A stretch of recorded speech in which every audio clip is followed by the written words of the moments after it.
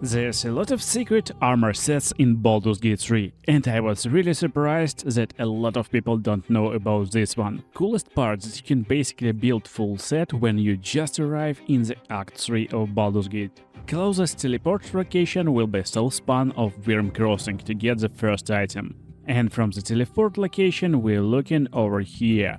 We want to get down there, and there's multiple ways how you can go, but there's basically stairs that you can see from here. Technically there's mostly like nothing to do in this place, and no quests will even advise you to go into this area, but this area is actually big, beautiful and well crafted. You won't find a lot, but you will eventually go and see this broken ship. That's when you understand you're in the right place. You need to cross this river and go into other side. Here will be a lot of traps, and most of the players will maybe even be a little bit skeptical of continuing their way through. So you need to be extra careful when going through this place, because there's like tons of traps, as you can see. And then there's second area with a lot of traps again. After going through, you will find a ship, and there's a ship from Moonrise Towers that you saw in Act 2. It came here with a shipment, and there's kinda little plot over here that will unveil you some stories about factions of this game. But we're not looking to understand this plot to get the secret item from the set. Actually, if you look carefully over here, maybe you will find a lot of great items and other stuff, and a lot of players just completely miss that's actually there's an entrance over here. You will see it over here. You just need to go, like, hover a mouse, and basically you will see the entrance on the map. Just make sure to watch location over here. Go right here in the entrance and get into the secret passageway. Basically not a lot of stuff, but you can like explore this area. You can get some paintings. Most importantly, there's a bunch of wooden chests and treasure crates. This one is trapped, and you will find bone spike boots in here. Yeah, so the first secret set I will show you will be bone spike set, and the full set will consist of 4 bone spike items. The main part of the set will be right here in the start of Act 3, and there's basically a shop. So by following the main road right behind the circus, there's an Anglarian smithy. That's where we want to go, with Dragon Woman Trader Exwicap or something like this. What's up? And basically we can just buy it from here. It will be Bone Spike Garb. To get next part of the set, you need to explore Undercity sewers, and while exploring you will find another teleport location. It will be Undercity ruins. Right behind this teleport location there is Voiceless Penitent Barreki. You can trade with this guy, and he is selling another part of Bone Spike set. And last part is completely secret. First of all, you need to go through these doors. There's a bunch of different ways how you can do it, but actually there's hanging corpses on top. You can just shoot fireball or like arrow at them, and the doors will open. But after you enter into this part, there basically will be a trial, and this trial is the secret why you probably can't get the item. So the thing is, there's a bunch of guys who's attacking you, and the one guy casting spells that will instantly kill you. And whole party. This means basically you need to go and kill him as fast as possible, and that's probably what you're doing. But in reality, while you're going to him and trying to close the distance, there will be a bunch of guys who are arriving to mess up with you. They will be all over the place, mostly on top of this like ruins or whatever the places it is. And there's one particular guy that you're looking for, Stranger Luke. So he will be over here on this like building, and you can wait, he will drop down later, or we can like jump, fly to him, teleport with Mr. Step, whatever. When you defeat the main dude who is casting the spell, the ritual, every enemy will disappear. This means to get last part of the set, you got really limited time, and you need to defeat this level 8 character in limited time. Also, he got unstoppable. This means basically you will do just 1 damage in first 3 hits, so it's really hard to do. And the item can be looted from him right before you end the ritual, so you need to be fast. It will be Bone Spike gloves. It's very rare set, and Bone Spike helmet is helmet that will give you ability when you rage Every hostile creature in radius need to succeed wisdom saving throw or take some psychic damage. That's pretty nice buff for rage, but come on, just additional 8 psychic damage in Act 3 is not a big deal. Helmet will give you intimidation +2, but in my experience there is not a lot of intimidation checks in Act 3 either. But the coolest part is menacing attack. So, this menacing attack is basically same as attack from Battle Master, but it won't use any superiority dice and it won't give you additional damage either, so it's just your basic damage from your weapon. It will be affected by Great Weapon Master and other stuff, but coolest part, it can frighten your enemy. They will have disadvantage on ability checks, attack rolls, and won't have ability to move. Greatest part, it's an action and you can use it every turn. So with this helmet you will get ability to basically frighten your enemy every turn, at least a chance. That's insanely powerful stuff. Armor will give you temporary hit points whenever you rage, so that's nice buff for Barbarian, 15 temporary hit points, not a bad stuff. But coolest part is passive ability Exoskeletal Endurance. You will reduce all incoming damage by 2. When we are struck by a melee attack, the attacker will take 3 piercing damage. Proficiency bonus, probably yeah. I guess it's 4 with max level, but whatever, that's nice stuff to have. And also it's very kindly looking in my opinion. Bone Spike Gloves that we just acquired is really cool stuff. Your attacks ignore resistance to slashing, piercing and bludgeoning damage, basically to every basic damage type. When enemy got protection from your bow, for example, it's very useful stuff on archers and other characters.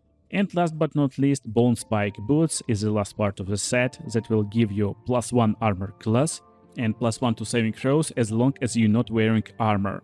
And yeah, of course, all these parts of the set is not armor, so you definitely can just use it on your Barbarian. And that's final version, how it looks like. In my opinion, it's really cool. My favorite dye for it, Black INFERNAL Red. And yeah, I totally forgot, with these boots you will have more jumping distance and action Brutal Leap. Brutal Leap is bonus action jump, and when you're jumping you possibly will push enemies prone, so that's useful stuff to have advantage on attack rolls against them. Now let's use our Frenzy, and every should make saving throw or take some psychic damage. And menacing attack is just insane to make these enemies impossible to basically move against us. Once per turn, but still pretty cool. So great pick for your Barbarian in Act 3. I'm really curious, did you know that this set actually exists in the game? So go and write in the comments. And that's only first set. Get ready for the next dozens of sets. The next set can be assembled in Act 2, and near the teleport to Moonrise Towers, basically it's called Moonrise Towers and you will see Moonrise Towers right behind it, there's a tavern. It's called Waning Moon Tavern and that's where we want to go. We want to go inside on the first floor and we need to go to this door right behind the bartender. After opening and going through the door, you will see a bunch of chests, and we're looking for the first one right over here. You will need it only to lockpick it and you can get inside. The item that we will find here is Icarus Gloves. Passive action is tied to acid damage, and this is part of acid set. One of the items that will help develop this set will be in Act 1 in Myconid Colony. In Myconid Colony in Underdark, there's a trader, she's standing right over here near the mushrooms. Her name is Derrit Boneclaw, but she's not here right now. But the item you're looking for is Caustic Band. It will make your weapon attacks deal acid damage. And the last item is actually pretty hidden over here in Act 2. So where we want to go is actually find Healing House. Finding Healing House is not a problem at all. It's this big building basically. But we don't need to go inside, instead there's a road right behind this building. And we want to go over here into House of Healing Morgue. After opening the gates inside, there's different ways how you can deal with this puzzle. There's basically like another door and one more door, but where we need to go is to go into this door to the right side. And you can lockpick it, but it's really hard. difficulty class 30, so you need a nice rogue, or you need to find a way how to use this lever. But good news, after you open this room, there is another big and secret room actually. And you can go right here.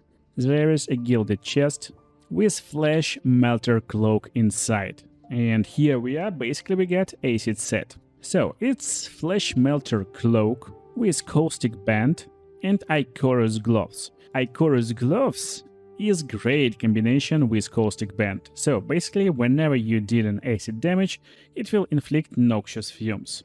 Noxious fumes will create 3-meter radius that will deal 1d4 acid damage to all enemies in this area basically. And that's a great combination. But with Flesh Melter Cloak, whenever someone attacks you, they will take 1d4 acid damage. So that's even more acid damage on top of this stuff. It synergizes really well if you got 2 weapons in different hands, basically if you dual wielding, because now you can do a lot of additional damage with different weapons and it's +2/+2 each. And as you can see, there is noxious fumes. This means he will take 1d4 damage on the next turn and inflict this damage to another creatures, like his friend for example. But also, whenever these guys attack and we can provoke attacks with attack of opportunities, they will take more acid damage, and this also can activate noxious fumes. So that's pretty like crazy stuff. They making saving throws to not be affected by noxious fumes, but most of the time they will be affected of course. As Barbarian in Frenzy you will take less damage from their attacks and they will take additional acid damage each hit basically. In my opinion that's pretty nice and fun combination for your Barbarian again. As you can see they taking damage and dealing damage and taking damage again and again and again. So that's pretty cool stuff. But hey, why are we talking only about Barbarian? Let's make a mage set. And since we are here in Moonrise Towers, let's start with the item that is really well hidden over here in Moonrise Towers. So to get it you need to get yourself inside and then get upstairs. After getting upstairs you will find a bunch of rooms, and if you normally like go over here, you know it's like basically a bunch of rooms that you don't want to go into actually.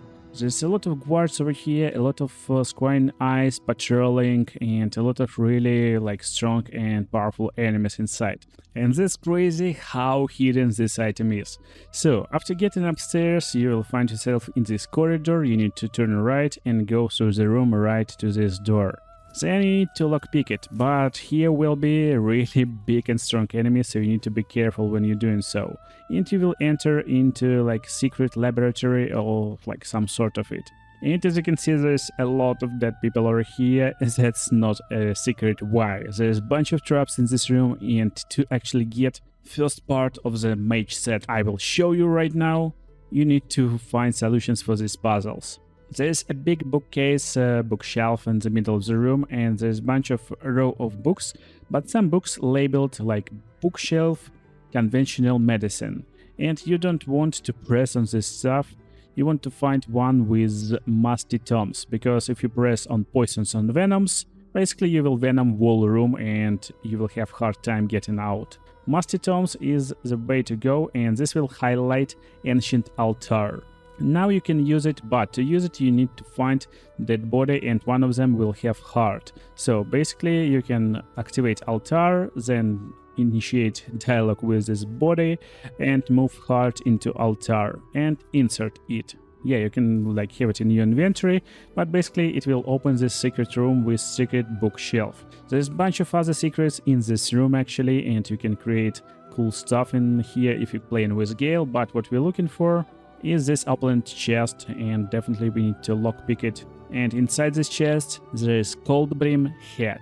And yeah, we will make a sorcerer set right now.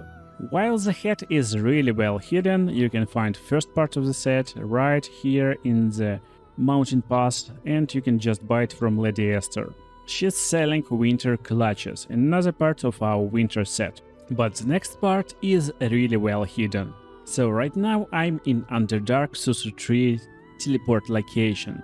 It's basically a part to the left of my Khanate colony. And here is the guys with around 100 health on Tactician difficulty and Honor mod. That's more health than enemies got in Act 3. And they are just level 4 enemies. Still, to get insanely OP weapon, you need to defeat them, and you need to defeat their leader, Filro the Forgotten. When you defeat this drow, he will have an item, and this item is really easy to meet. Icy Crystal, basically. And Icy Crystal is the item we are looking for. But funniest part you can discover when you double click it. Basically, it's craftable item, and we need 2 more parts. Another part will be in Myconid Colony in Underdark, and basically all parts in Underdark. So, in Myconid Colony there's Deep Roti, and right behind him is the closed room. To open this room you need to do quests that you can take from this like Sovereign Spore. He is like main dude in Myconid Colony. And when you complete his quest line, he will open these doors. There's another way how you can go inside. Basically, you just need Misty Step and you can easily go inside. There's a drow corpse over here, and if you find Icy Metal inside, again, if that's just first part, probably you're thinking that's completely waste stuff. But in reality, that's another part. And we just need last and third part. To get it, you need to be at Selenite Outpost in Underdark and basically go through this window. Definitely make sure to be careful over here, because there's a bunch of traps, and be ready for the fight. Because when you go down there and then get upstairs, you will be ambushed by insanely strong monster. And he will unpetrify these drows over here. And that's the drow we are looking for. He got 20 health. I forgot his name, but whatever. Basically, he got a bunch of cool stuff on him and also icy health. And that's the last part of our item. Combining Icy Health with Icy Crystal and also Icy Metal will make us insanely cool, very rare Morning Frost Scepter for our mage. It will have Ray of Frost cantrip, but it will be casted with the intelligence, so if you play in a sorcerer, make sure to have your own Ray of Frost. It will have +1 enchantment, and whenever you deal cold damage, you will deal additional 1 cold damage. More on that later. For now, let's just get it in our hands. And another part of the set will be in Mountain Pass. The building you're seeing over here will contain Githyanki Crochet, and inside, when you find a leader, there will be a bunch of chests. One of them will have Hoarfrost boots inside. And the really last part of the set will be right in the Last Light Inn Tavern in Act 2. And that's again the part that's pretty hidden. Not like really well hidden, but you need to go inside the tavern and go to the right side of it. There will be a door, we need to go inside and make sure we make this perception check near the bed. If we're successful, we can investigate Loose Plank and get Snowburst Ring. Now get some cool set and you're ready to roll. And not set, I mean like some cool mage outfit. So, how this set works basically? It's actually completely insane. Morning Frost will give you additional cold damage whenever you deal cold damage. But dealing cold damage with this spell possibly inflicts shield upon the target. Coolest part, it's not only with the spell, it's also counted as cantrips.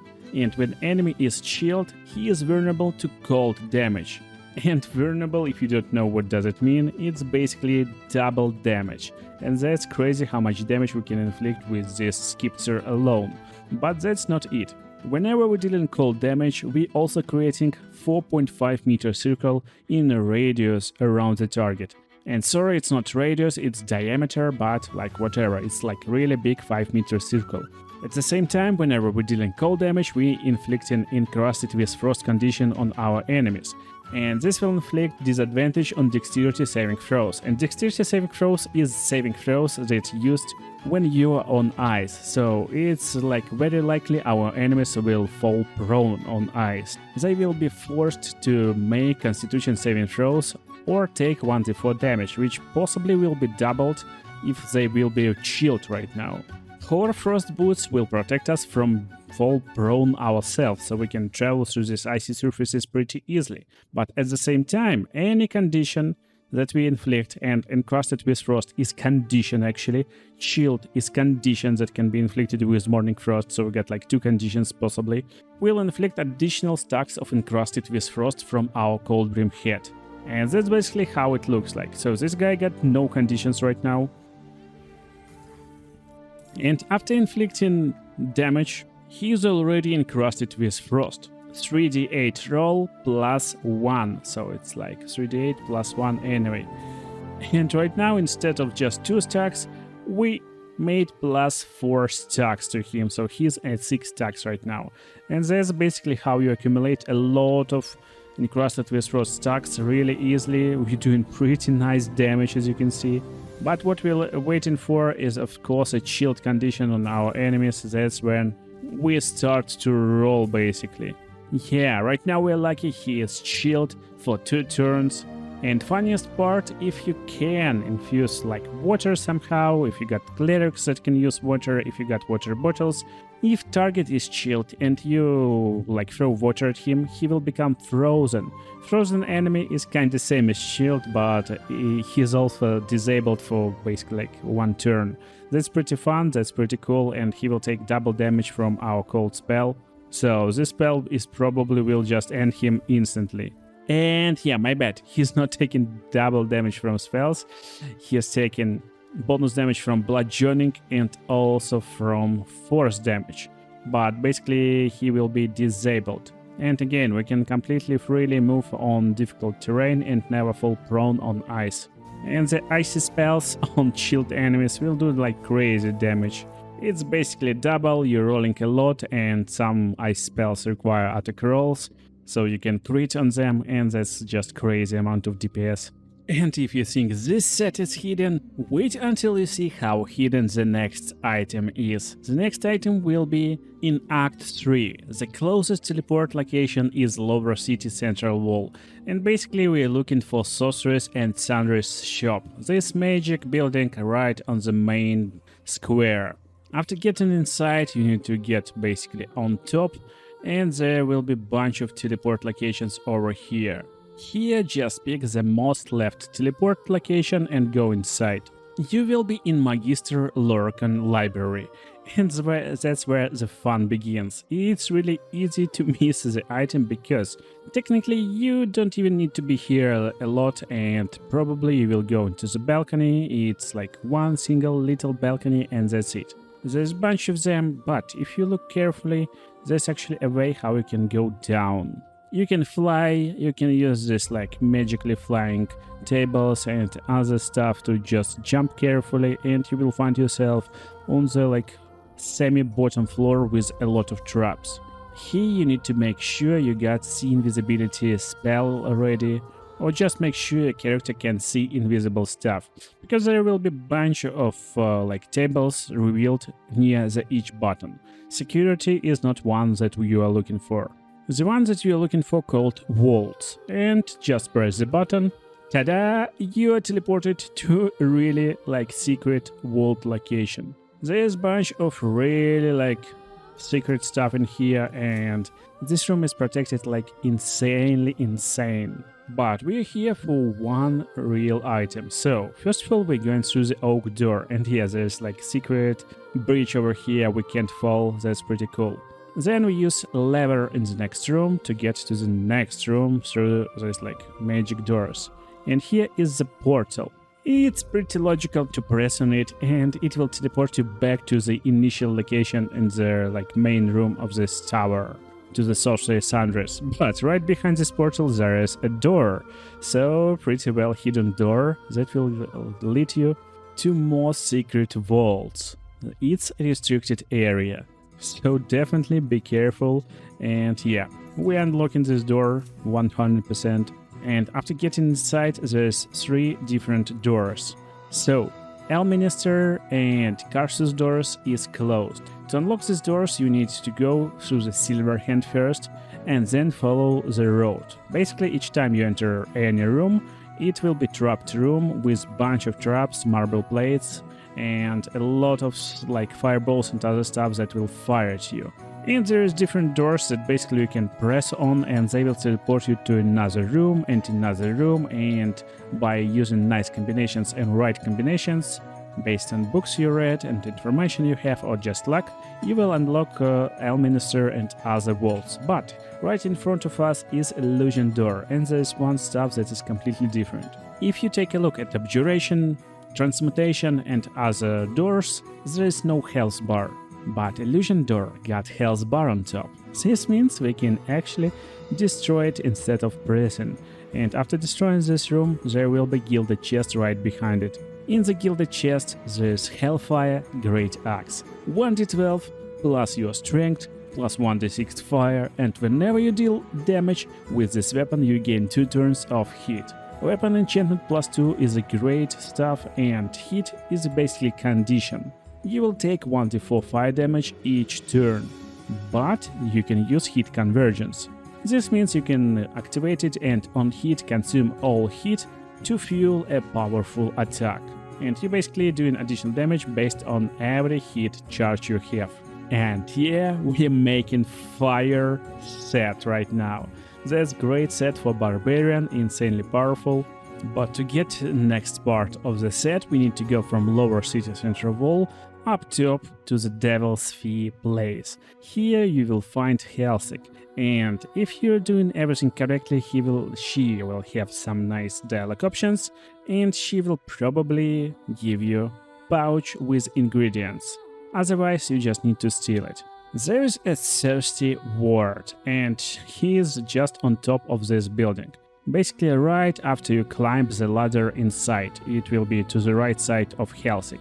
And while you can go and try to unlock these doors, but this big fire trap will probably block your way inside, the easiest way to go inside is first of all activate this symbol, this thirsty word, and then go into your camp supply pack and find some drink. Wine will be a nice drink, and he's definitely thirsty. This means by giving him wine, he will deactivate the trap and you can go inside. That's insane how much stuff we need to do to get the next item, but it's definitely worth it, because in the next room there is a big pentagram over here, and basically we need to activate and do the quest.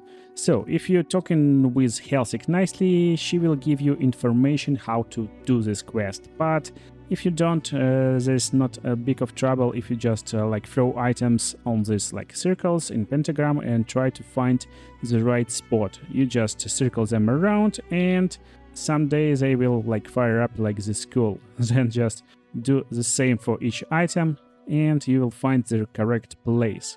So if arrow is on bottom, there will be a skull, incense over here, diamond over here, coin of Mammon over here, and right in the middle there should be infernal marble. So we're dropping it and the quest is ready to go. We are going into House of Hope. After getting inside there's a lot of cool stuff here, but we're looking for one special and secretly hidden item.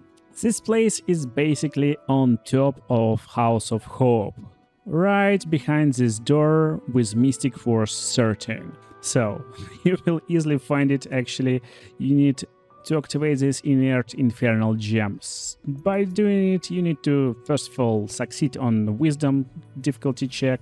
It's probably high on honor mode if I'm not mistaken.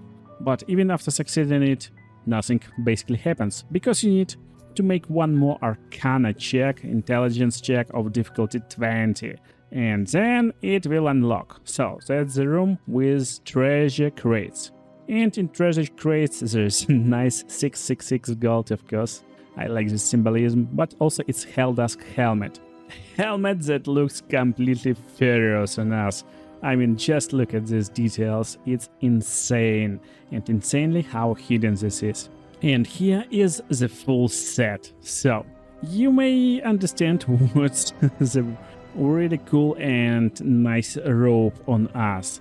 I would say it's pretty optional, because to get this rope you actually need to kill Karlach in the Act 1, and only then you can actually get this. So let me showcase what we will have in a full set, and also some optional items. So first of all, we get this Hellfire Great Axe.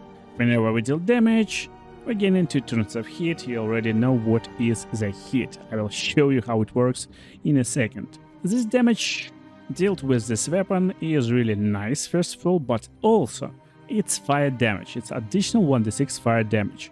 Finally, it's deepable weapon, so we can add additional fire damage. Probably, I don't know, but we definitely can use a deep action. It's weird, but I don't see that it's deeped. Like, whatever, it sounds stupid if you can dip fire axe that is already in fire.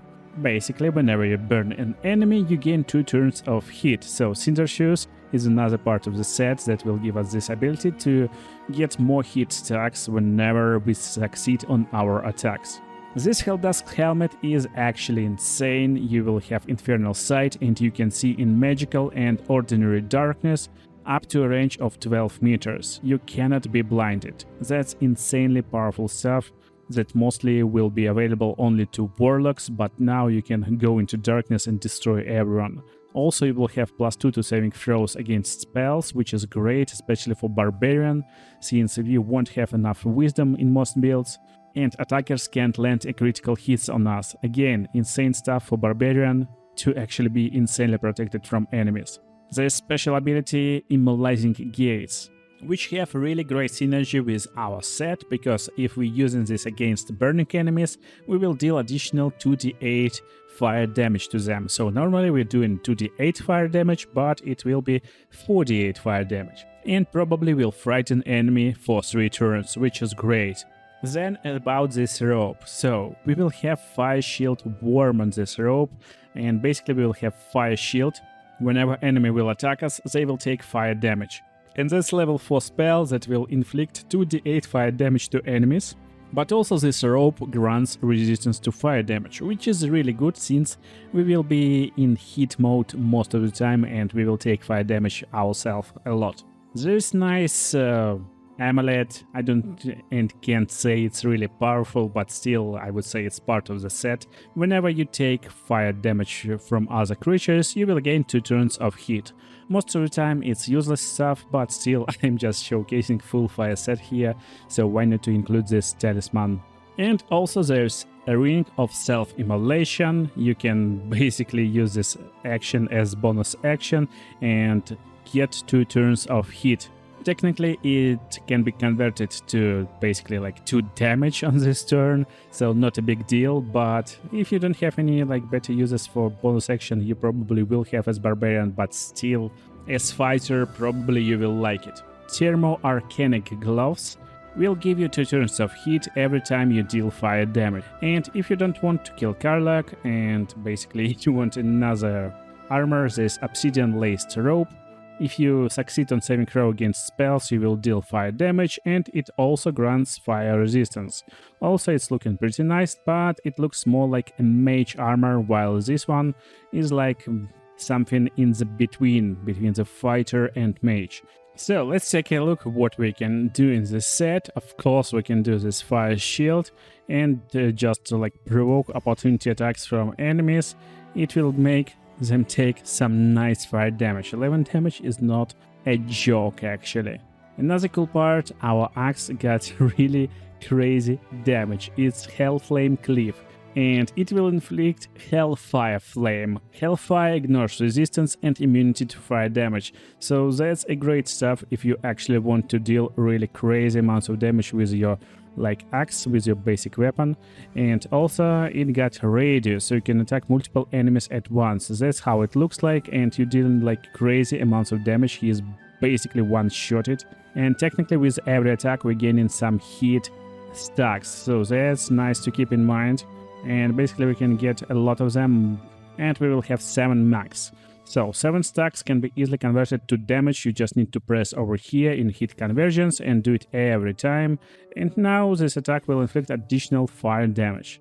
So instead of 1 from 1d6, it adds just +7 fire damage. Not a big deal, but considering we can do it a lot of time, like every turn, additional few damage is really great stuff. Self-immolation as like bonus action in short rest, again useful on fighters, not on barbarians. And I'm showcasing item builds and suggesting you some like character builds. in case you wish to play it. And we are lucky, so this target is burning, she will take damage, fire damage next turn. But what is the coolest part? We can actually ignore the next turn and use our immolating gaze from our helmet. So let's find out how it looks like, and it looks like this. And she is feared right now, she will run away and won't be able to attack. That's a great stuff. Also, this axe got nice additional abilities. Prepare, will sacrifice movement speed for additional damage on this turn. That is great stuff because it uses just movement speed and you just stand in one place using this action. Basically you're prepared, and in most cases you will be able to do like 3 attacks or even more if you haste it, and this means it's a lot of additional damage, and that's crazy. And now let's take a look at the next set. There's actually a lot of items that you can combine in a lot of different ways. First of all, we get a bunch of weapons, and all these weapons will be acquired by the same condition. You need to succeed on the quest in Act 1 and save Warlock. She will give you an option to pick one of these items. For example, Jolt Shooter. When you deal damage using this weapon, you will gain lightning charges. What does it mean? Basically, right now we got 65% chance to attack. After hitting the shot, you probably saw that we are in this lightning effect already. And this means we get lightning charges. We see it over here. So, lightning charges is condition, and whenever you got at least 1 lightning charge, you will have +1 to attack rolls and deal additional 1 lightning damage. If you gain 5 charges total, they will be consumed on the next damage instance, and you will deal additional 1d8 lightning damage. So as you can see right now, we get +5% chance to hit, which is the same as getting +1 to attack roll basically. Lightning charges working completely the same with Sparky Point, but that's a spear, so if you wish like lightning melee damage, that's your option. Honestly, it's not like the best weapon in the game, but Jolt Shooter is really nice one. Spell Sparkler is completely broken. Basically because it will add additional lightning damage to each instance of your basic damage, and this means you will increase your damage insanely insane, especially if you're using something like Magic Missile. As you can see, we're doing additional lightning damage on hit, and basically this is just completely crazy how much additional damage we can do. And if you wish to make real lightning set, then you need another items. So we got 2 boot options. The Speedy Light Feet. When the wearer dashes or takes a similar action during the combat, you can gain 3 lightning charges. That's a great option if you're going with something like Jolt Shooter and you're probably playing someone like Rogue and you're definitely using dash as bonus action, therefore you will have instantly better chances to hit and more damage. Another boot option is not requiring you any actions basically, but you need to find a water. So in case you get someone in the party who casting water, that's a nice option, and when you stand in your turn in the water will be electrified. It will do additional damage to enemies who standing nearby, so it will be dangerous area for them and for you of course, but you will gain 3 lightning charges. I really like this option, I think this boost is cool. And in case you're playing Monk, the Sparkle Hands is nice option. On hit with an unarmed attack, you gaining lightning charges. And while you have lightning charges, your attacks against metal constructs and foes wearing metal armor gain advantage. So great option if you're playing some cool Monk and you need this advantage. So if you're not playing, for example, Tavern Brawler, it will give you nice chance to hit against these particular types of enemies. This pretty nice talisman, and it's the Blast Pendant. It got action, Lightning Blast, and basically you can use this lightning charges with bonus action, and your next lightning spell or cantrip will have additional damage. So not a big deal, but pretty nice for mage. So when you play in mage, Blast Pendant will be a nice pick.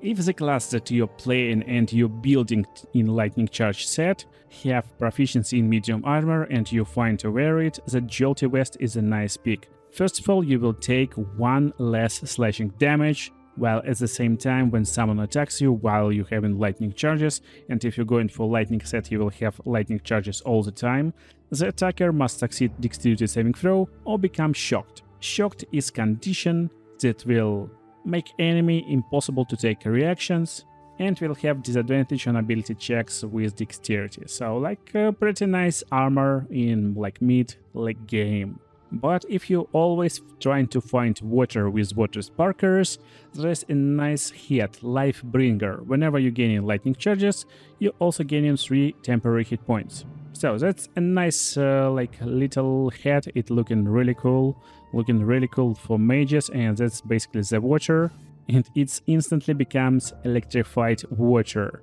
We start the turn in the water and we gain some lightning charges, of course. So in my experience, for some reason, this Lifebringer not working right now, but it probably should work. But again, I gained some lightning charges, I got no temporary hit points whatsoever, but we can use Lightning Blast and use this stuff to inflict additional lightning damage with cantrip or spell. So let's see, we have advantage on this guy and there's bunch of additional damage.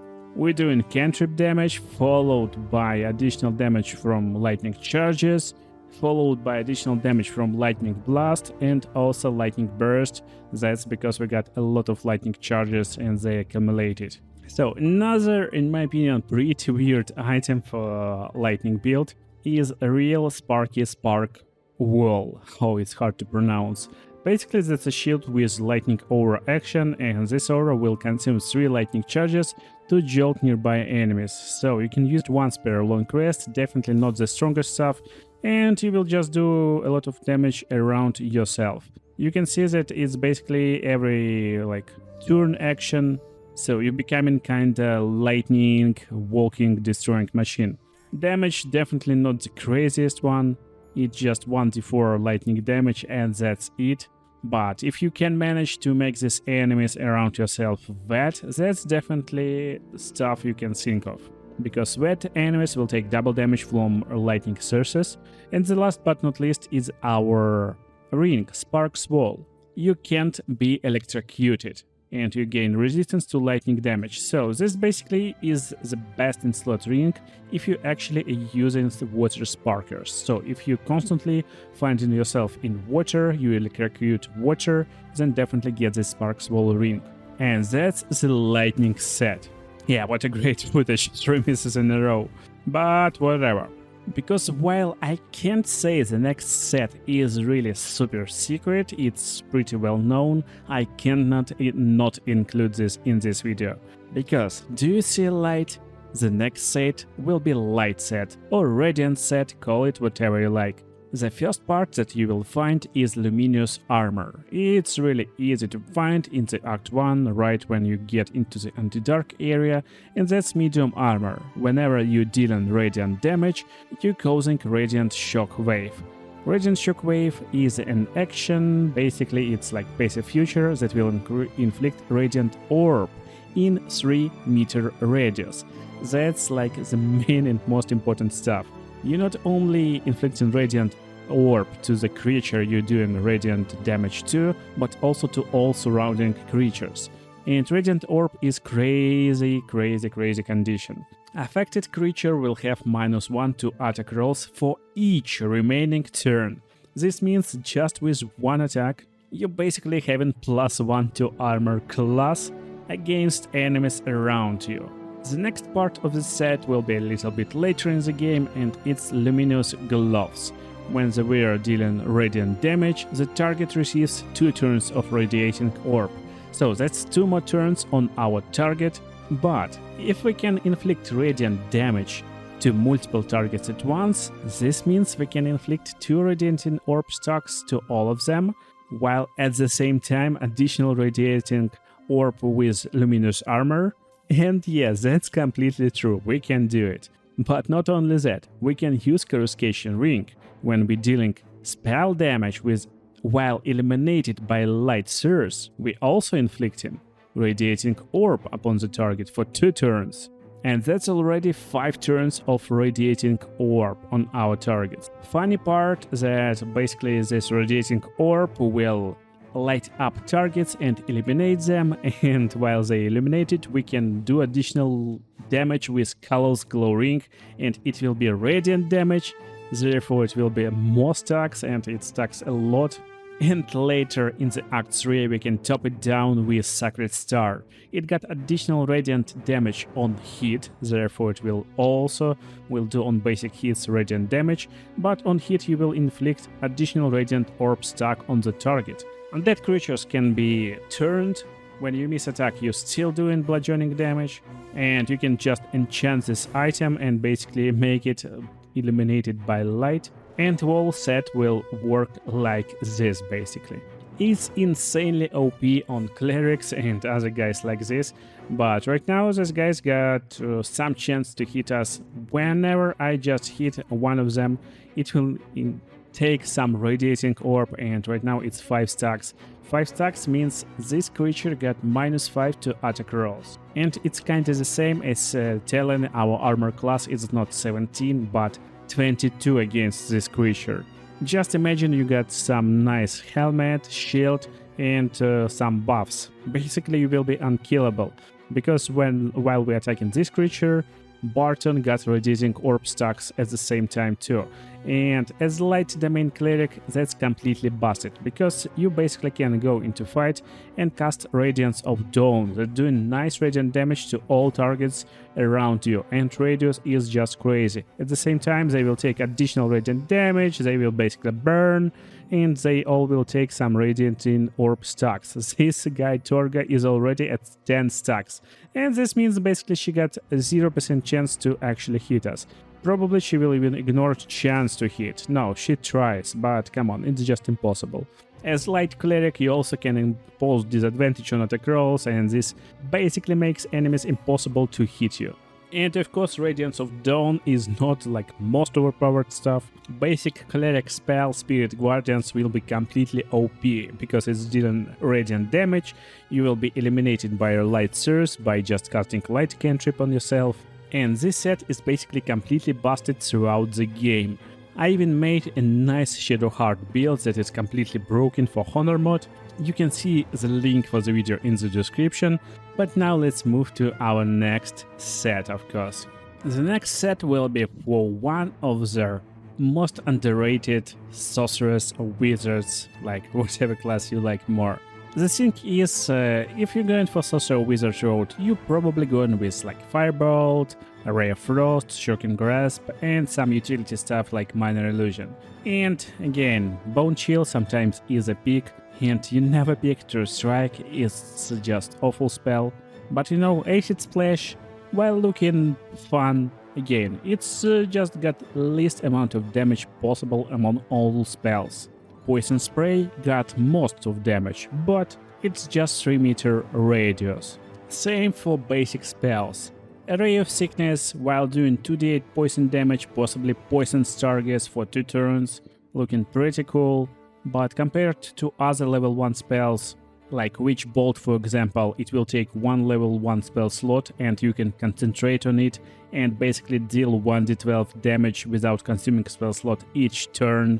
Thunder Wave, it's 2d8 damage, so basically the same damage of Ray of Sickness, but it will push enemies 5 meters away. That's crazy. And if you don't push enemies 5 meters away, you still can do damage to multiple enemies at once, while a Ray of Sickness doing only damage to one single target.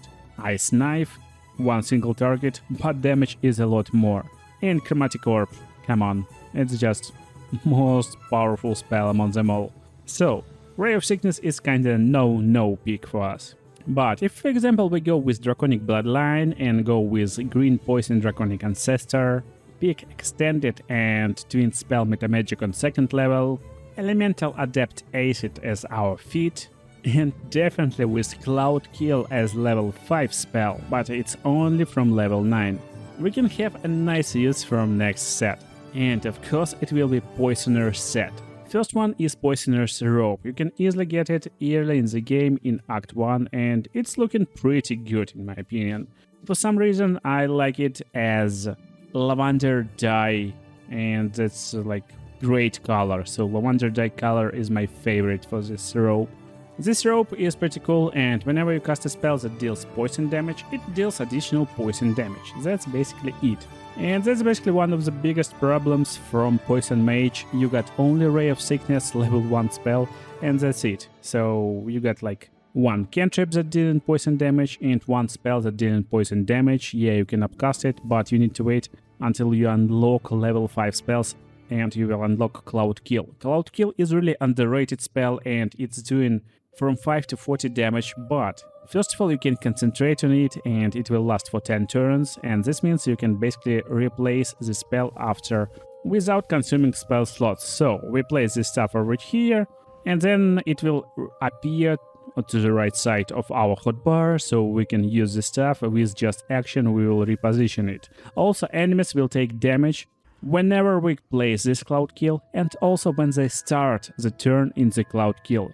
This means it's not just 5 to 40 damage, it's actually from 10 to 80 damage. That's already a significant damage. If you play in a sorcerer, you also can use it as extended spell, and that's like game changer. Duration will change to 20 turns, and basically this means just with one spell slot you can do up to 1.6k damage total. So that's total maximum. Average damage will be 800, but still that's more than enough in D&D settings. But we are making sets today, so Poisoner Rope is a nice rope, but it's definitely not a set. Funnily enough, when we're using poison damage, for example Cloud Kill or Poison Spray, we actually can't poison target. And poison is a condition that will make enemy have disadvantage on attack rolls and ability checks. That's a nice condition, but to activate it more often we can use Poisoner's Gloves. Whenever you deal poison damage, the target needs to succeed on Constitution saving throw or become poisoned. That's pretty nice gloves to actually deal poison damage and poison enemies. Nice addition to wall set will be Derivation Cloak. Whenever you poison a foe, heal yourself for 1d4 hit points. So that's pretty like nice addition, small addition, but you will heal yourself every now and then, why not? And funnily enough, you can actually play it not as mage, but as fighter. There's Brute Mother's Revenge, pretty like well-known amulet, talisman. Whenever you is healed, your weapon will be coated in poison and you will deal poison damage. So that's a nice combination with our Poisoner Gloves that will give us ability to basically poison our enemies, and whenever they are poisoned we will heal ourselves for a small amount. So that's a nice combination. But the best one will be Poisoner's Ring. Poisoner Ring is just insane and it will give you class action. Class actions that you can use once per long quest, and you just pick 3 targets, not 1, 3 targets actually, and that's actually what completely changes how we think about this ring, because if it's just 1 target, 1 spell or long quest, it's not a big deal, but 3 targets that can be vulnerable to poison damage is pretty insane stuff. It's Constitution saving throw, so it's nice to examine our targets. She got 12 Constitution, he got 12 Constitution, so it won't matter actually at all. But basically we're pressing on Virulent Venom, picking the targets, and again, as I told you, we can pick 1 target 3 times, or like 2 times on 1 target, 1 time on second, and he is saved, she is not saved, she is right now will be vulnerable to poison for 10 turns, and vulnerable to poison means she will take double the damage. Just look how Cloud Kill will destroy this. Ladies and gentlemen, she took 40 damage. That's crazy, and he will take damage on his turn. That's why that's completely broken and cool spell combination. And that's basically like Poison Sorcerer. That's the build. And you probably saw a lot of items from the next set that we will build, but I bet you never saw the full set. Somewhat funny part that you need to go into Goblin Camp in Act 1 to activate one of the items from this set. Because after getting inside, in the first room you will find the boss, Priestess God or True Soul God. You need to make sure you're making correct dialogue options here. First one will be I assume this mark has a purpose.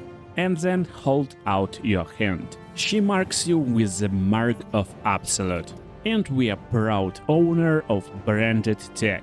And you will need this branded tag to activate Ring of Absolute Force. Whenever you're dealing thunder damage with a spell, or just any thunder damage, you will do additional 1 point of thunder damage, and also this ring comes with Thunder Wave spell. And while you may think there is not a lot of thunder spells in this game, there is actually quite a bunch of them. And if you're playing Tempest Domain Cleric, you will get this pretty unique stuff, Destructive Wave at level 9, which can do thunder and radiant damage at the same time. To make the full set, we need Gloves of Billigent Skies. When wearer deals thunder damage, you inflict 2 turns of Reverberation.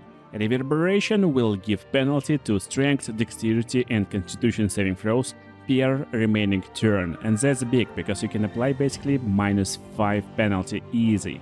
Because when entity have 5 or more stacks, it takes 1d4 damage and can fall prone, based on Dexterity saving throw. And this entity will have penalty to Dexterity saving throw. Then, of course, Boots of Stormy Clamor. When wearer inflicts a condition upon hostile creature, they also inflict 2 turns of Reverberation, and Reverberation is also a condition. So this will easily stack with all of our items, and whenever we're doing like a Reverberation, inflicting Reverberation upon target, there will be more Reverberation. This boost is actually extremely powerful, and you may see them in a lot of builds with different conditions. Since Reverberation is so OP condition that basically makes enemies always fall prone or lose some saving throws. To get this boots, by the way, you need to go to Underdark and be in Myconid Colony. Then initiate dialogue with Blork, the traitor to the right side, and he will call his friend Amelum.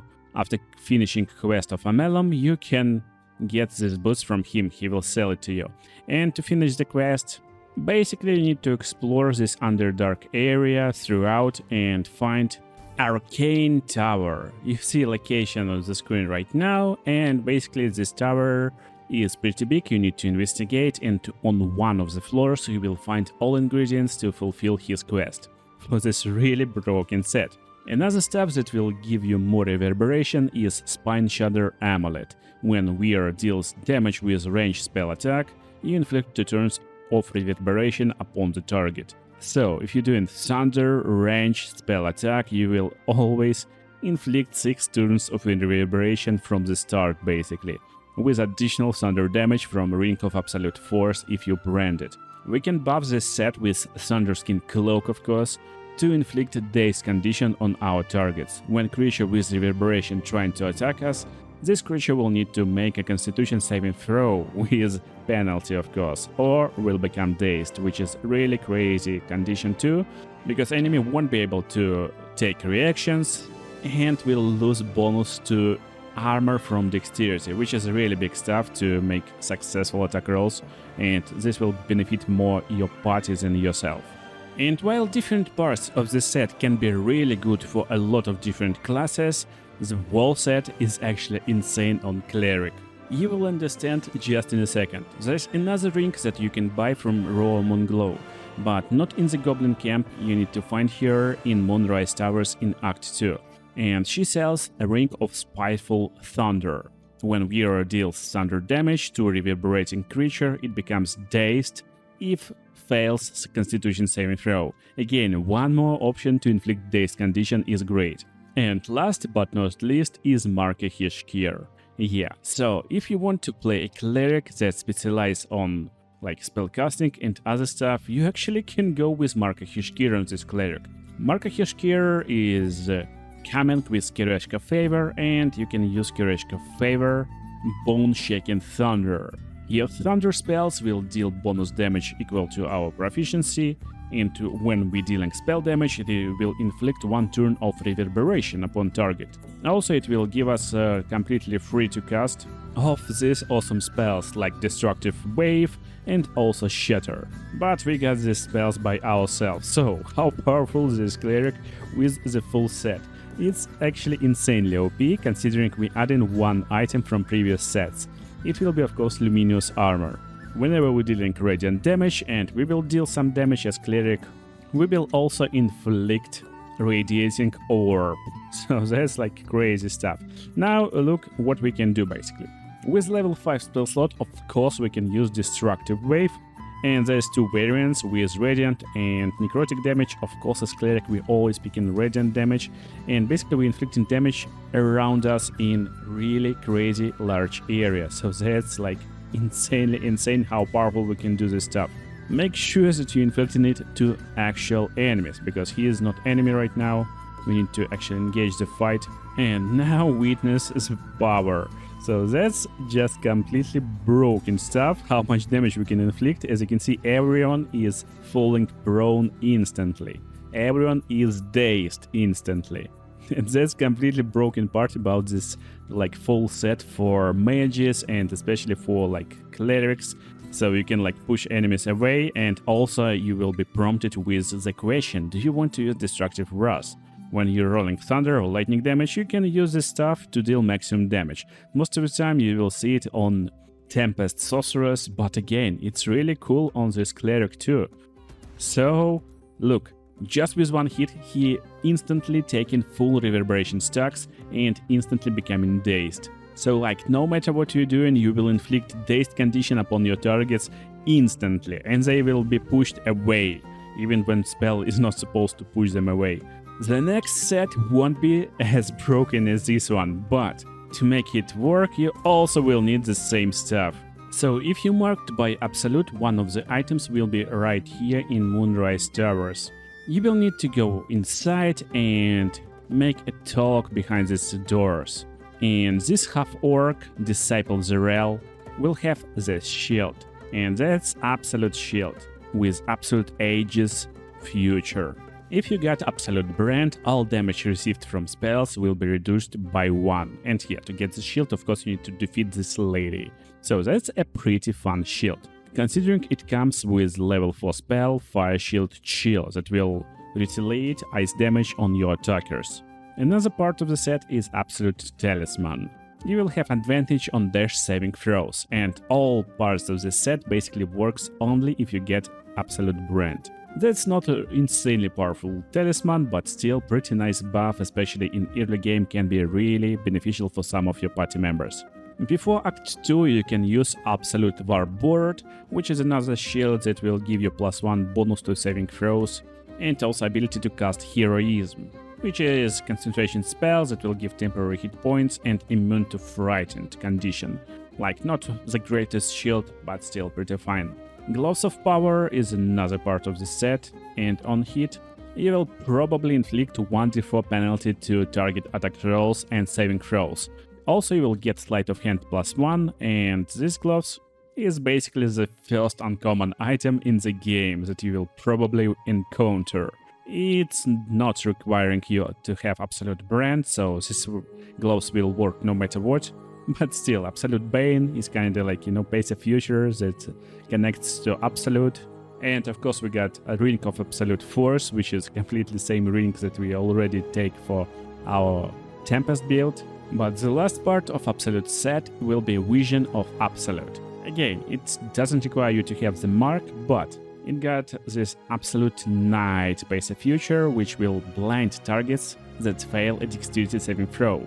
Also, this uncommon spear will deal additional 2d6 piercing damage to creatures that get multiple sets of eyes. Yeah, there's not a lot of them, but still, there's some spiders, and other creatures, and this definitely not a bad spear, considering how early in the game you can get this. And additional 2d6 damage, to creatures with eyes is insane stuff, actually. Also, it's looking like really great. I like this purple finish on the tip of our blade. So how you can get the full set and this awesome secret spear? That's actually insanely secret item, and you can get it insanely early in the game. First of all, right here near the Emerald Grove environments, there will be a bunch of guys over here near the corpse of Edwin. And if you search Edwin, you will find a bunch of sausages, but most importantly, there will be Shaft of Broken Spear. It looks like completely useless item, but you need to pick this up. Because now, if we double-click this shaft, you will see that it's craftable item.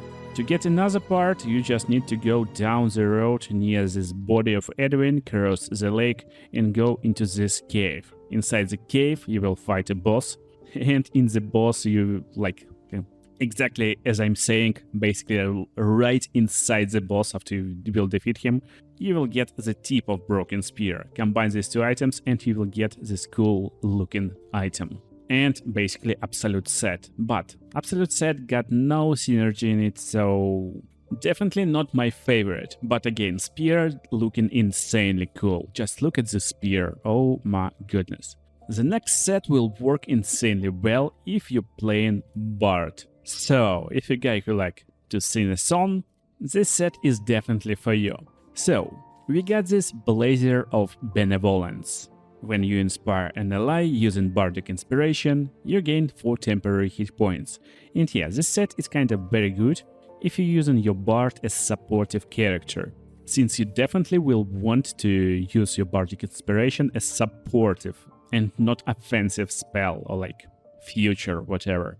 The next part will be Boots of Brilliance, and this will give you ability to restore Bardic Inspiration. While Bardic Inspiration is limited and will recharge on long rest, these boots come in really handy. But fun part, basically you can use these boots a lot even just on any bard, because you don't need to wear them all the time. You can just switch them between the fights and restore your Bardic Inspiration. And you know what is the biggest problem for bards? It's inability to actually heal and do all other stuff at the same time as cleric. But no more. With Cup of Curing, you will be able to inspire an ally with Bardic Inspiration and also heal them for 1d6 hit points. Maybe it doesn't sound like a really great deal, but you know, that's actually pretty good. Because now you can probably like inspire characters who is downed, and they will not only get 1d6 bonus, but also will be healed and picked up. If you're out of spell slots to use Healing Word, that's a great option. And last but not least, pretty fun gloves. You will have armor class increased by 1, and you will have 1 more Bardic Inspiration. So that's just pretty good pick for any bard. Definitely a really funny looking and cool set for any bard that looking to inspire his allies. But if you're not one of them and you're looking to actually kill your enemies, I got a set for you.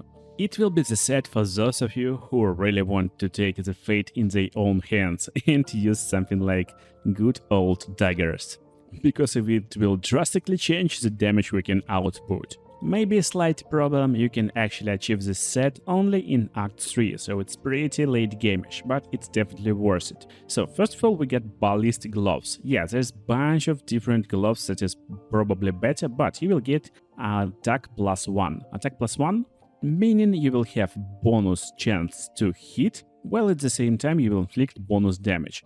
And pretty fun class action, Garrote.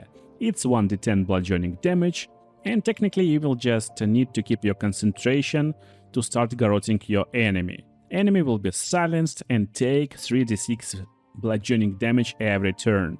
That's actually pretty strong condition, and you can see this condition inflicted to you by ambushers in Act 2. But the main part of the set is Ballist Armor, of course. That's light armor, and enemies within 2 meters will become vulnerable to piercing damage. Also, you will gain +2 bonus to initiative rolls. And that's the biggest part, while this set is insane. The last part will be Assassin of Baal Kohl. You will be able to see in the darkness, and you will gain bonus to initiative rolls, and spells see invisibility, so we like pretty cool spell. That's the full set basically. Of course, there's Baal Amulet, and on a hit you will inflict bleeding upon targets that have maximum hit points. In my experience, this amulet not working for some reason, so that's just for fun, like trinket on your neck. And if you wish to be completely broken, of course you need to play a rogue. While this set will work basically on any class that uses something with piercing damage, the rogue will just shine. The best way is to actually surprise your enemies, because if you're playing Assassin Rogue and enemies is surprised, you will inflict critical hit always. This also applies to your sneak attack, and critical hit basically doubling your damage. But when enemy is vulnerable to our damage, it will double the doubled damage, and the numbers will be completely insane. Just look over here, that's the numbers of the damage. Basically we're doing 120 damage in like 2 hits, and that's crazy how much damage we can inflict. Single hit 58 damage. That's just completely crazy and unethical how hard we can destroy our enemies. How secret is this set? Actually, if you beat in Baldur's Gate 3, you definitely saw it, and in my opinion, it's looking cool. One of the greatest heavy armors in the game. This set will work basically on any fighting champion character who can wield heavy armor. But the full set consists with this sword. Sword is also looking pretty cool.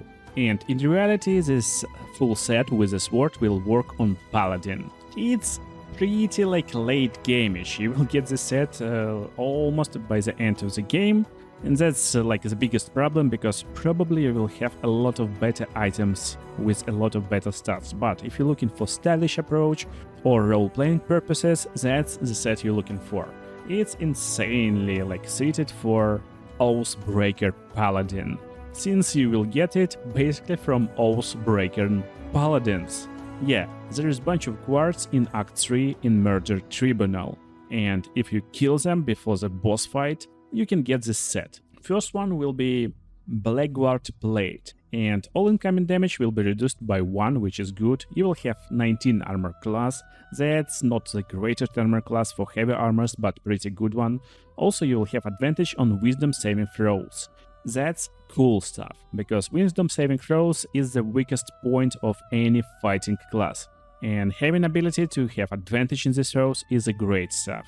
As heavy armor, you will have no bonus from dexterity, and that's good, because you don't need dexterity if you're going for strength-based paladin. But what you need more chances to hit. And that's what these Blackguard's gauntlets will achieve. You will have attack +1 with strength saving throws +1. So you'll have more chance to push enemy if you're doing, or resist being pushed. Yeah, you're doing saving throw when you're resisting being pushed, so yeah. And attack +1 gives you bonus damage and also bonus chance to hit. And also this comes with inflict wounds level 4. So yeah, it's not just inflict wounds, it's the inflict wounds upcasted to level 4, which can do up to 60 damage. Really crazy and powerful necrotic spell. The boots is not great, but got nice ability inside. Strider movement, you will gain long strider, your movement speed will be increased by 3 meters. If your party don't have and can't buff you with long strider, that's a nice pick.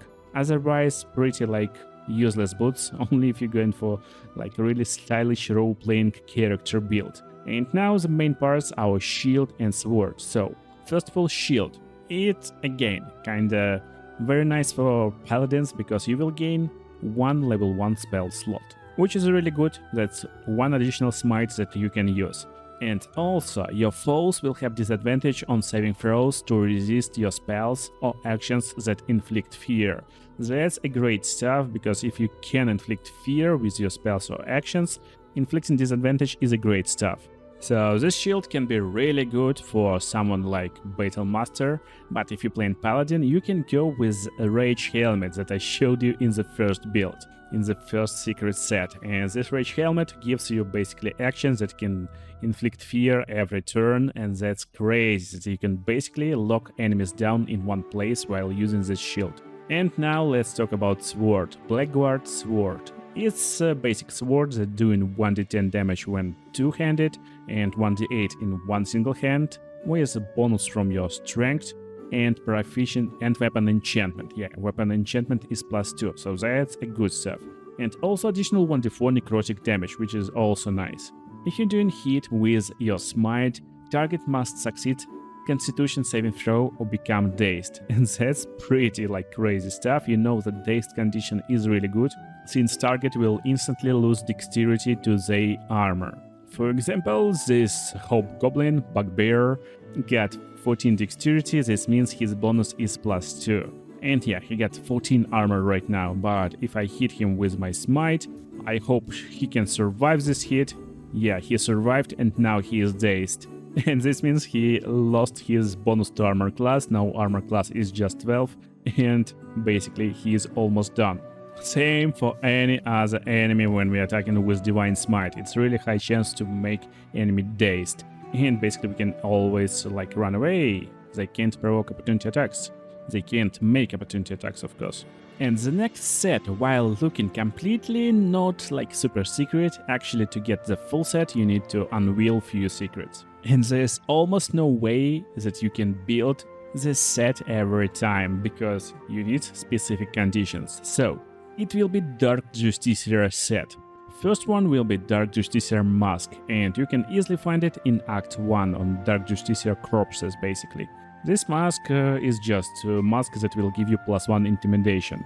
Pretty useful stuff for early acts, but in my opinion it looks extremely weird and not like cool or funny at all.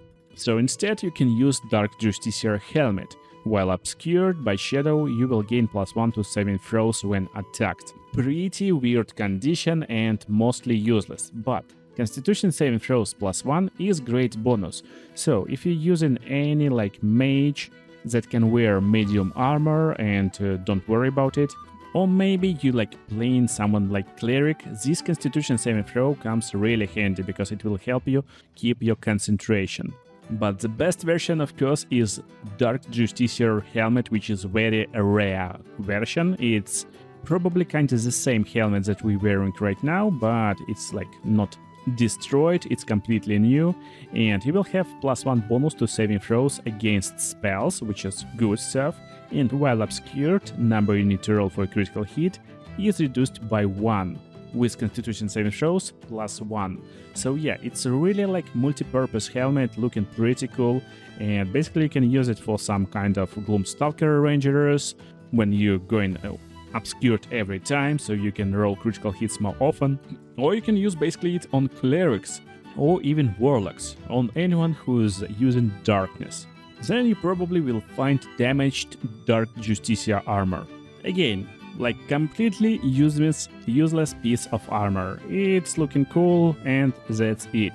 But when you advance through the game, you can find Dark Justiciar Mail, which is medium armor, but while obscured by shadows, you will deal additional necrotic damage to attackers that hit with melee attack. That's pretty nice one. But the best one of course is Dark Justiciar Half-Plate. You can find it in Act 2 in Temple of Shar, which is full of secrets, and while obscured, you will have advantage on stealth checks, which is great for any hiding class. You will have advantage on Constitution saving throws, which is insanely good for any cleric, because now you not only will have like bonuses from different stuff, but also you can have advantage, which means you're basically rolling 2 dice. And spell Shar's Aegis that will give you bonus armor. You can cast it every long rest, it requires concentration, so not like the best spell in the game, but still pretty cool and looking really nicely. And last but not least is our gloves of course. It's Dark Justiciar Gauntlets. Your weapon will deal additional 1d4 damage with strength saving throws +1. Not bad stuff. Not bad stuff, looking pretty cool. If you want to roleplay as Dark Justiciar, definitely go for this set. But to fully roleplay as Dark Justiciar, of course you need a shield and a sword. And that's insanely hard to find. That's why this set is very secret. So to find parts of the set you need to go to Gauntlet of Shar.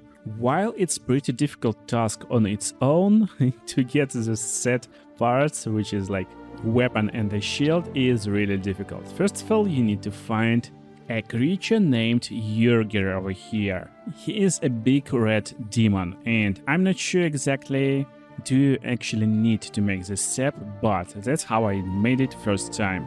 Basically, you need to come to Jurgir and talk with him. And after dialogue, you need to help him. He have a really hard quest to complete, and basically in the main room of Jurgir, that's the main room, you need to turn to the left side and go over here. You will find that this Temple of Shar is really a big zone with a lot of stuff to explore. And on the bottom over here there is the place we are looking for. It looks like a big pile of bones and whatever it is over here. From this place there's a cracked rock that we can basically use to get ourselves down to the legs of Lady of Shar. Another way to get to this place is from Trials of Shar. Right near the library there's basically a cracked rock over here that you can climb down and get into this place. So yeah, there's obviously multiple ways how you can get down here. And you want to actually mess with the rats. After destroying few rats, they will be like hostile to you. And you will see they all coming over here. All rats going into this place. And there's already a bunch of rats down there. So that's the main trigger to get the last parts of set. But if you have area of effect spells like Spike Growth and other stuff, they will just, run. Probably they should run. At least I know that they are running on Spirit Guardians and other spells. And yeah, they're using holes to get upstairs. This makes sense. So basically, main rule over here, just make sure you get some area of effect spell to just destroy them in one hit. The rats will keep coming and coming and coming.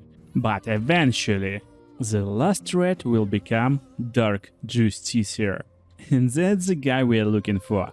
Lutinder. He got 145 HP, which is insane amount. He is immune to hold person, and basically pretty hard enemy. And when you defeat him, he drops a bunch of cool stuff. Of course, it's the weapon we're looking for. Justiciar Scimitar, very rare scimitar. When I streamed and got the scimitar, a lot of people in chat told me that they first time see it, and that's pretty cool one. Because you will have this shadow-soaked blow. It's attacks that do an additional slashing damage with additional psychic damage. And this attack doesn't break concealment. This means basically you can start with this attack from invisibility, and that's pretty cool stuff. The shield is pretty fun too, because you will have bonus action Cloud of Magical Darkness. You can use it and basically create darkness and immediately attempt hide. Damage even on basic shadow-soaked blow is pretty good one, so you can see it over here right now. Considering we can add smite on top and basically destroy our enemies, but at the same time we can use like basic attack and then instantly in the fight use bonus action to try and hide. And this means basically we can stand over here, hide, and for example use Misty Step. And while blocking enemy lines of sight, as you can see, we can basically see lines of sight over here, we can like go away from this area. Enemies will try investigate on the next turn, because this darkness doesn't use any concentration, they will see only our shadow, and now the fight is over. So pretty fun interaction.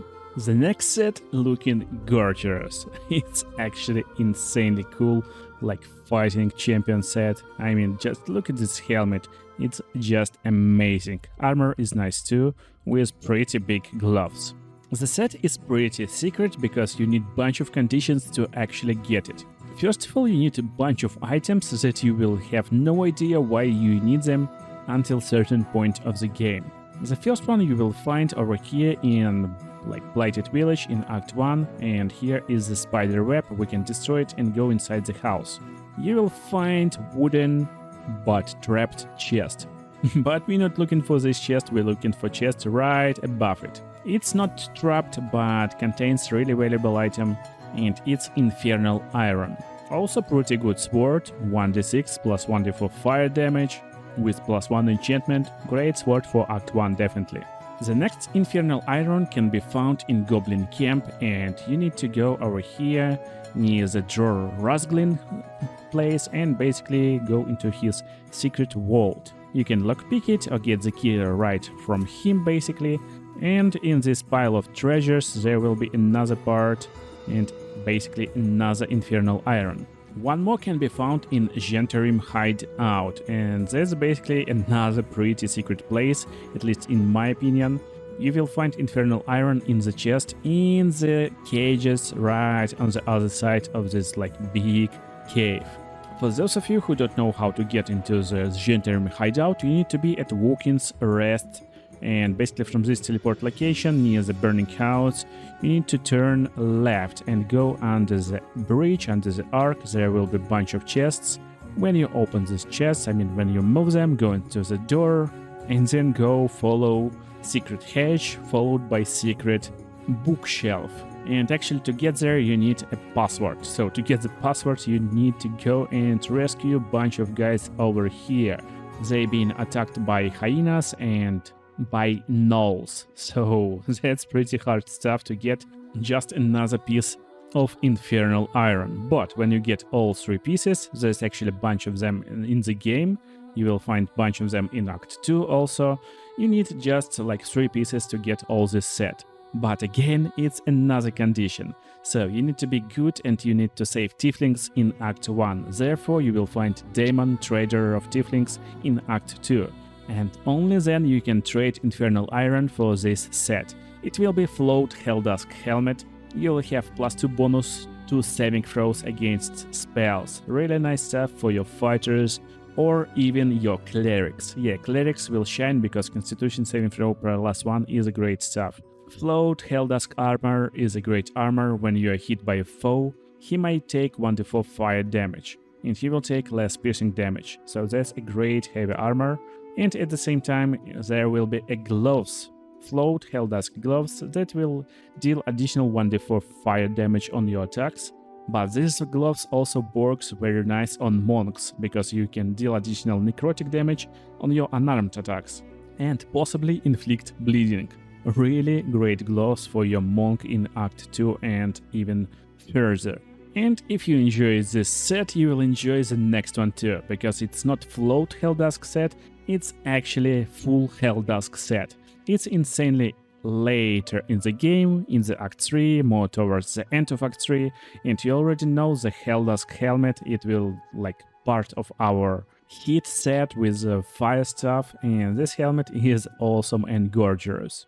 And in the place where you get this helmet, you can get Helldusk armor. When you extend this place, there will be a boss and you will get this armor from him.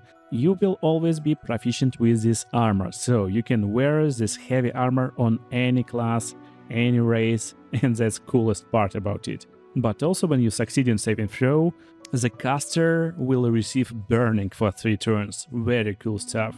While you will be resistant to fire damage and cannot be burned. You take 3 less damage from all sources and can fly. Just insane armor and one of the best armors in the game. Probably just the best armor in the game. Looking very cool, and I like this like face on our shoulder, looking just insane. Also, upgraded version of these gloves can be found in the same place, basically from another guy, like semi-boss or whatever he is. You will gain +1 bonus to spell attack rolls and spell save DC, so these gloves can be nice on casters, but it can be nice basically on any class, because your weapon attacks will deal additional fire damage, while your unarmed attacks will deal additional 1d6 necrotic damage, and possibly inflict bleeding. That's the coolest part. Basically, it can be very good on your monks, very good on your fighters, that dual wielding, so you're inflicting a lot of additional fire damage, and they're looking really good with this set, of course. They're just incredible. And last but not least is Helldusk Boots. You cannot be moved by foe. You ignore difficult terrain, and when you fail a saving throw, you can use reaction to succeed instead. That's crazy stuff. And also Hellcrawler action. You basically can teleport to location and inflict 2d8 fire damage. It will be a 3-meter zone of impact and recharge on short rest, and uses bonus action. And I bet you are curious how it looks like, and that's basically how it looks like in the game. You just teleport and put everyone on fire around you. And speaking about monks, there is a lot of armor pieces that is useful for monks in this video already, but no monk set. So let me show you the great monk set. It's the set of Hibited Kushiga. Yeah, the pure monk set. Looking pretty good. I got one problem with the set, of course. And the biggest one, it got almost no synergy, at least at the first glance. So, we get a helmet. After dealing damage with our unarmed attack, we gain in +1 bonus to spell save DC until end of our turn. That's pretty fun, but still, if we didn't no damage, we got no bonus to spell save DC, and there's a lot of cool helmets that you can use on your monk. That's why, you know, it's not really a great helmet. Armor will have Patient Defense, Kushiga Counter. That's actually a great armor. While it's not insanely great itself, this Kushiga Counter is actually cool stuff. The problem that you need to have active Patient Defense. This means you need to waste one of your key points to activate Patient Defense, and then you will be able to use your reaction to make unarmed strike against any attacker that misses. So there's a lot of buts, you know, you need to have patient defense, you need to make sure the enemy misses you, but you will be able to strike. The fun part, the strike will activate bonus attack, so you will be able to make second attack after level 5, which is really cool, but still there's a bunch of really better armors that you can find in the game. And also to get this armor you need to sacrifice another really cool piece of gear that you probably will want to have in your party. That's why, again, I don't like this set, but the gloves is just insanely good. If you're not playing Monk, of course. That's, again, the funniest part about this set. Basically, it's kind of Monk, you know, set. Kushiga was like really famous, cool Monk, but you will deal additional 1d4 damage with thrown attacks. This means you need to use thrown weapons or throw something, and basically that's insanely good and best in slot gloves if you're playing throw barbarian or any like other throwing guy, maybe like Eldritch Knight or someone else. But for Monk, it's just useless. The last part of this set is like almost secret. It's Boots of Uninhibited Kushiga, and you can get it only one time in the game. You will find some Githyankis before you will get into Act 3, and you need to loot the stuff from them.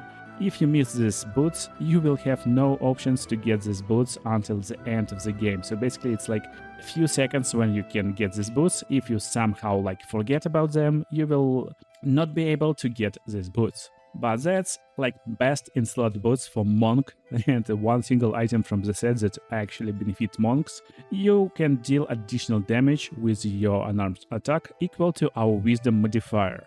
If you're playing an open hand monk subclass, you will get this passive feature on level 6.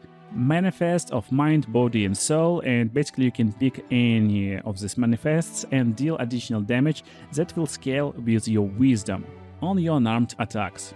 And also wisdom affects armor class of monks.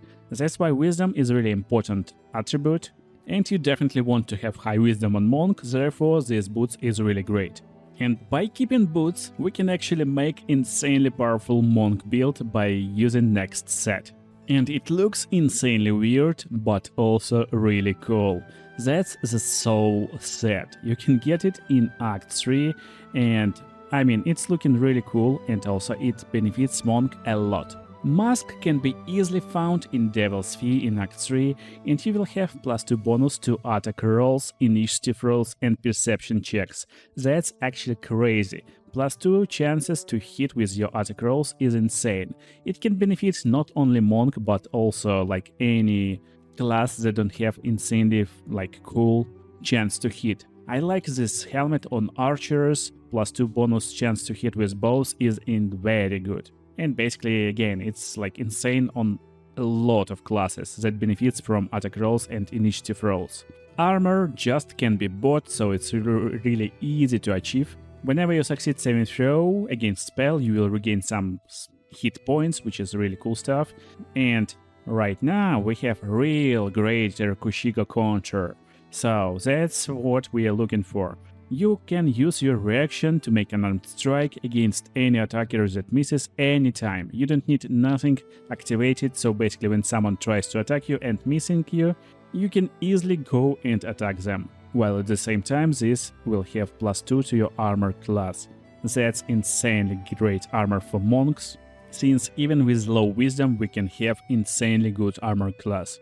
For last part of the set, we need to advance further in the game to get these insane gloves. So, it's legendary gloves of soul catching. Your unarmed strikes will deal additional 1d10 force damage, which is least resistant damage in the game. Like almost no enemies will have resistance to this damage, and additional 1d10 to monk attacks. You know that you're basically doing 2 attacks with just 1 bonus action as monk. That's just crazy how much damage we can inflict with 1 single gloves. Additionally, once per turn on unarmed hit, you regain 10 hit points. Or you can ignore this healing to gain advantage on attack rolls and saving throws until end of our next turn. And at the same time it adds +2 to our constitution, therefore we will have more health. Just like insanely best in slot set for monks. You can ignore this mask, you can get better mask, but still, That's like completely broken and one of the best sets in the game. Also, in my opinion, it's looking like completely cool. If you're interested like what dye I'm using, and this one is Bloody Plum dye on this set to make this cool white, red and purple look. The next set is looking pretty weird. Some players really like this set because it's, you know, the armor that consists of broken swords of your enemies. But I call it chicken set. Just look at this necklace, you know. I don't know, it's looking like a chicken set to me. Whatever. This set is pretty secret, and it's called Unwanted Masterwork Set. Basically, this is a scale mail medium armor that will have just 16 armor class. You can add full dexterity modifier to your armor class, but there's a bunch of really insanely better armors, considering you can get this armor only in Act 3 and only if Daemon survives until Act 3, because you need to buy it from Daemon. You will have resistance to fire damage and that's it, so pretty much like useless armor in Act 3 actually. That's why a lot of time you completely ignore this piece of armor and other parts will be hidden. Unwanted Masterwork Gauntlets with +1 attack and Strength Saving Throws +1. Not the worst piece of armor, but still not the greatest one, especially in the Act 3. And Unwanted Masterwork Greaves, Athletics +1. Come on, medium armor without any bonuses. And to get it you need to be in Act 3. That's just insanely criminal in my opinion to do it. And while lore-wise it's pretty fun piece of armor, again, I guess it's called Unwanted for a reason. So to find it you need to be in Forge of 9 in Act 3 of course. Here you will find Daemon if he survives and you can get this piece of armor. But then you need to go into this Forge of 9, but you need to get inside not to the main doors but to the doors right beneath it. So here's the doors we're looking for, we're going inside. That's the secret basement, and that's the secret chest. In this gilded chest, without even lockpicking, there's 2 pieces of armor that we are looking for. There's a bunch of secrets in this basement, the wall that we can destroy of course, bunch of items we can get, mace +2, and while it's pretty like basic mace, it's looking amazing. You can never find any mace like this in the game. I mean, just look at this, like most beautiful weapon in the game probably. Combination of gold and blue, just insane. And kinda same long sword +2, again, looking cool, but it's completely basic weapon without any additional properties. The next set is really good if you want to look like some kind of hobo or really insanely powerful and scary mage in the realm of Faerun. So this set, while looking pretty basic, you know, will be best in slot set for any type of magic caster. Let's start with Helmet. You will have +2 bonus to spell save DC and spell attack rolls. It's double benefit. And what does it mean? Basically when you're rolling. And what does it mean? Basically when you're trying to attack with different spells, not with every spell but with some of them, you need to do attack roll. For example, Firebolt, your basic cantrip, will use attack roll. And this means we're basically rolling chances to hit against enemy, protection and defense armor class. And +2 is really a big difference. So right now we get 85% chance to hit. But if we remove this Hood of Weave, we will lose 10% instantly. And also it will be applied to your spell difficulty class. This means you will have better chances to hit with Hold Person and other spells. 90% chance with Hold Person without any buffs and other stuff, that's a big deal. But to get this helmet you need to be sneaky. So there's a place in Lower City and you will easily find it by these coordinates -9 and 158. There will be a stone wall. You can lockpick this stone wall for some reason and get inside. So inside there will be a secret place with the guy, Mystic Carrion. Just talk with him and he will sell you this part of set. Another part will be sold by Helsik in Devil's Fee. It's right on top of Lower City central wall. We already was there for different parts of different sets. But to get the last part you need to be really sneaky and careful. And probably even will have some luck. So we already was in this place for some of the sets. for hit set basically, and we are right now in Sorcerer Foundries in Act 3. So to get this part of the set, which is our clothing, which is insanely good on any caster because it's basic clothing, but you will have +1 bonus to spell save DC and attack rolls. If you succeed on saving throw against spell, you will regain hit points, and +2 to armor class is just insane. And yeah, I just forgot about Cloak of Weave, it's also insane stuff, +1 bonus to spell save DC and attack rolls. Basically, you increase in chances to hit with a spell by 20% by wearing full set. And you can halve the damage from elemental damage by using this Cloak of Weave. But right now we're talking about Rope of Weave that will be located over here.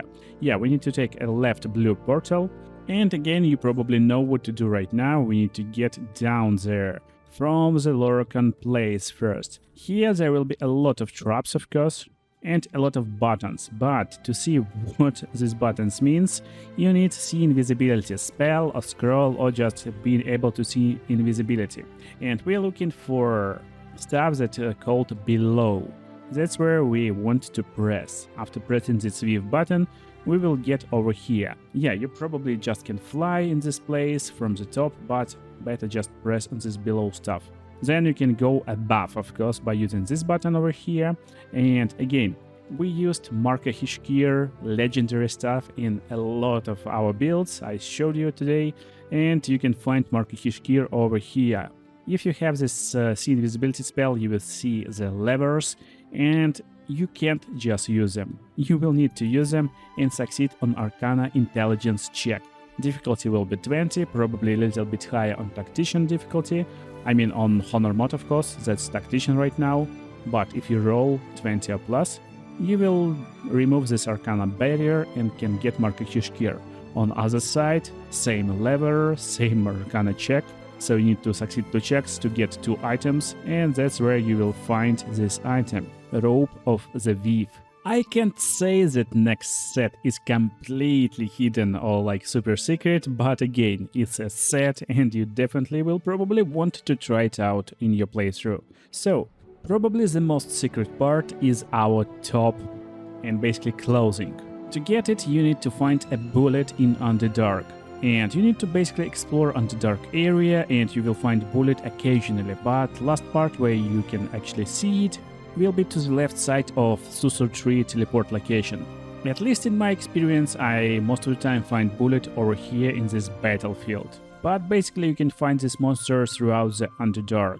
There is not a lot of like exact conditions, but we can see that she borrowed somewhere. Probably she's going to this like battlefield location. Let's find out. No, she's not here. And basically she's like traveling throughout the area. I can't say about like exact conditions how to encounter the bullet, but basically you need to like travel and you will encounter turn-based mode occasionally. And that's the place where it's almost impossible not to find the bullet. So you will see location on the map right now. That's the exact location basically where you will encounter bullet probably 100% of the time. Again, when you want to defeat her, I guess she will be over here in the battlefield, because after initial encounter she will hide and basically run away to this place. That's pretty scary boss, and this boss will have extra legendary actions after patch 7, but basically she drops this Blood Guzzler Garb. When enemy damages the gear, we gain Brass for 1 turn, and Brass great condition. You will have +1 bonus to damage with melee weapons for every turn of this condition. So she just hit me for 38 damage. That was a big bite. Definitely a scary opponent. But we're gaining 4 turns of Wrath. And coolest part, Wrath will never end. So basically you can do as much attacks as you wish, as you can, and every attack will have bonus damage. I'm basically doing like 5 additional damage from Wrath right now. You'll find another part of the set in Act 1, and during combat, if our HP will drop below 50% hit points, we will gain Wrath for 2 turns. And that's how really easy to gain a lot of Wrath really fast. And last but not least is Linebreaker Boots, another source that can generate 2 turns of Wrath if you dash. So this boots is pretty tricky, Wrath is nice condition, but you don't want to dash a lot. This means it's one of the best choices for boots if you're using a rogue multi-class. So if you get ability to basically use dash as bonus action, that's a great stuff that can give you +2 damage. Insanely nice pick for your assassin rogue, or even if you're just using rogue multi-class for your barbarian, for example, or fighter, or whoever you're playing. You basically need to make sure that you're using your bonus action to dash and not to attack, so it's pretty tricky to find a class that actually want to dash each turn, but still, that's a nice boost, especially in early game, and therefore pretty fun set for Barbarian. I hope you enjoyed this video and all secret sets in Baldur's Gate 3. But probably you missed a lot of secret weapons. Make sure to watch video on the screen right now and see you there.